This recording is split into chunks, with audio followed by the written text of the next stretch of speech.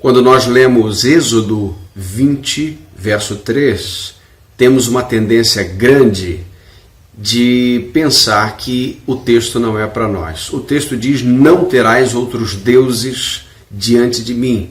Palavra do Senhor ao povo de Israel, que também nos alcança como igreja. Você pode pensar: eu não tenho nenhum ídolo em casa, não tenho nenhuma estátua, não me curvo diante dessas estátuas.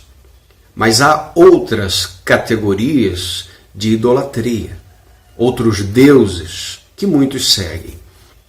Por exemplo, o Deus do poder.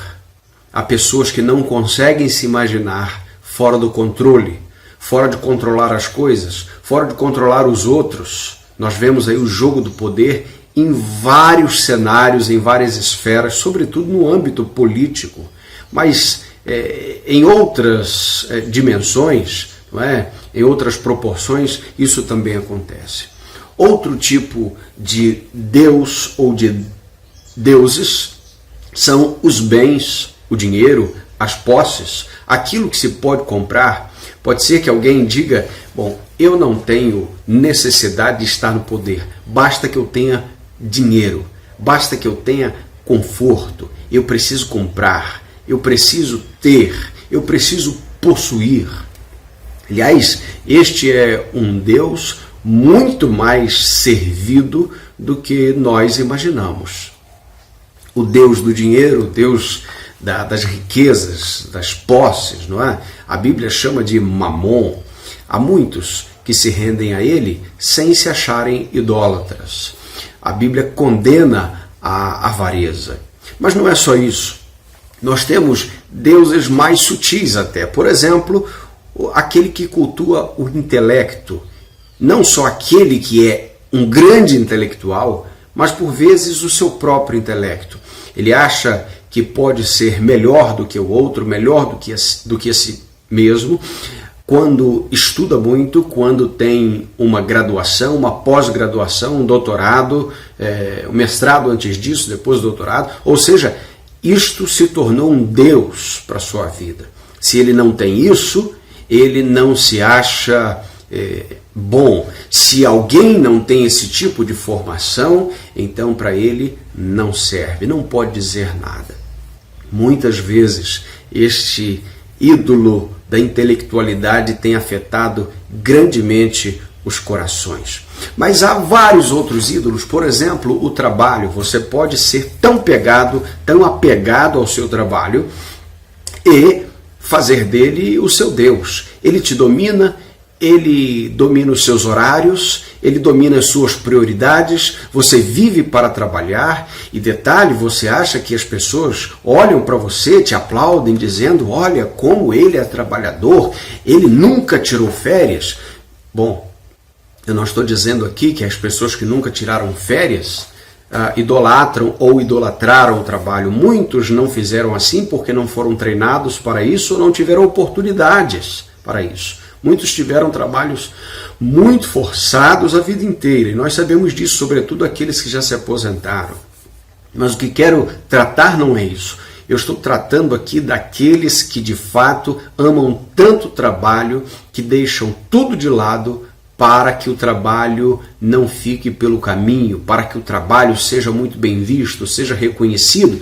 E esta é a grande satisfação dessa pessoa. Esse ídolo, então, é também muito mais comum do que se possa pensar. Ainda há outros ídolos, como relacionamentos. Há pessoas que têm nos relacionamentos os seus ídolos. Um filho pode ser um ídolo, o esposo pode ser um ídolo, a esposa um ídolo. A família, de um modo geral, por vezes é o ídolo de alguém. Tudo é voltado para a família, e nós não estamos falando contra a família absolutamente, muito pelo contrário.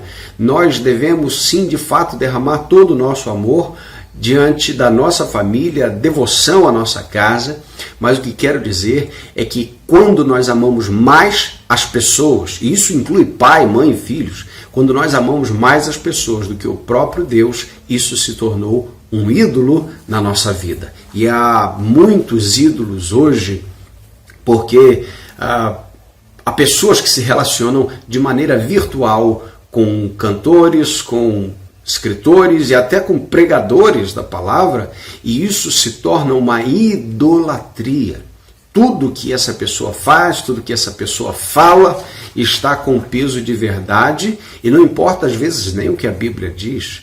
Isso é muito perigoso, porque entra até numa idolatria religiosa, saindo um pouco dos relacionamentos familiares e entrando agora em outra esfera onde esses ídolos atuam. Nós vemos que isto é muito perigoso também. Enfim, nós temos o ídolo do prazer, nós podemos idolatrar o prazer, o conforto, o entretenimento. Vejo muitos também idolatrando a beleza. O espelho é o ponto central, é o ponto mais alto. Se o espelho não lhe disser que você está bem, não basta que a Bíblia diga que você é um salvo, não basta que a Bíblia diga que você tem paz em Jesus. Quando você idolatra o corpo, a beleza, o espelho é aquele que comanda o seu humor. Se você se vê bem, você está bem. Mas se você não está gostando, se você não gosta do que você viu no espelho, então o seu humor está lá embaixo, então o seu dia não está muito bom, e aí você vai fazer de tudo para que isso possa retroceder e você possa ter aquela imagem a melhor possível, não é? Segundo apregou por aí. Lembrando que nós estamos no tempo da imagem, não só da imagem midiática, não é? Mas também da imagem física. E nós sabemos que todas essas coisas passam. Bom, há então aí uma grande busca, não é? As pessoas, quando têm os seus ídolos, elas pensam o seguinte: eu serei feliz quando eu tiver aquele emprego que eu preciso. Olha, eu vou conseguir ser feliz quando eu juntar o meu primeiro milhão, segundo, terceiro, quando eu tiver uma estabilidade financeira, quando eu puder viver de renda passiva, eu serei feliz. Quando eu puder comprar a minha casa própria, quando eu puder comprar o meu carro, quando eu conseguir um casamento, quando eu tiver filhos, eu serei feliz. Olha, quando você põe alguma categoria para que esta categoria te traga a felicidade, então você descobriu o seu ídolo. Porque se você tem Cristo no coração, você já é feliz. Se você tem Deus no coração, você já deve se sentir feliz. E veja que a maioria de tudo que nós falamos aqui não é ruim, são coisas boas. Família, a própria questão do governo, não é? De poder fazer isto ou aquilo, o conforto, nada disso é ruim. O prazer não é ruim. Mas quando essas coisas se tornam o centro da nossa vida, a idolatria começou.